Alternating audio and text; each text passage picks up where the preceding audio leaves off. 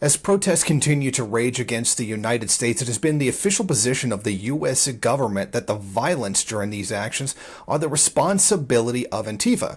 And this has given the U.S. government the justification for labeling the loose association of individuals as a terrorist organization, even though they are not, strictly speaking, an organization.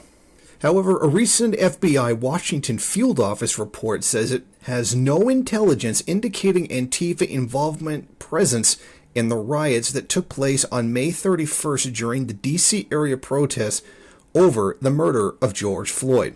This was revealed by an internal FBI situation report obtained exclusively by The Nation magazine.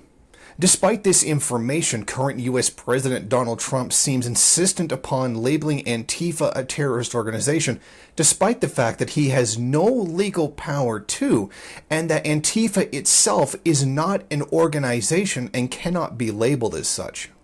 Along with Trump, Attorney General William Barr said in a statement, "The violence instigated and carried out by Antifa and other similar groups in connection with the rioting is domestic terrorism and will be treated accordingly."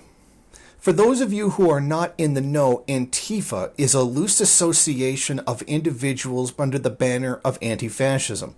They are opposed to right-wing extremism and nationalism in general.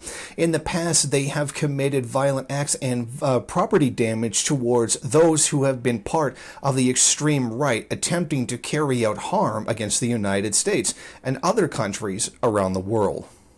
The same report did warn of racially motivated violent extremists, aka right-wing extremists, who were organizing to carry out violent attacks upon peaceful protesters. Also noted by the FBI were black identity extremists. They're linked to retaliatory lethal violence against law enforcement, to the shooting of Michael Brown in Ferguson, Missouri. As protests continue to rage across the United States, U.S. President Donald Trump has called for a military occupation of the country using both the National Guard and the Standing Army in order to do so. The Democrats and some Republicans have denounced Trump's claims or his desires to do so, calling them inherently anti-democratic. Many political commentators have noted that Trump has used such anti-left false statements to demonize opposition to his policies. Often he claims that Antifa are working with the Democratic Party, a claim which is false, given that Antifa is adamantly opposed to Democrats and the capitalist order in general.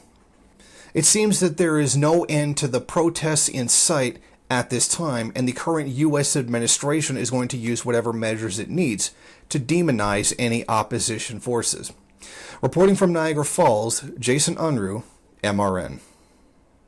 Thank you for watching. If you like this program, then please head over to my Patreon page and set up a monthly donation. It's your donations that keep this program running.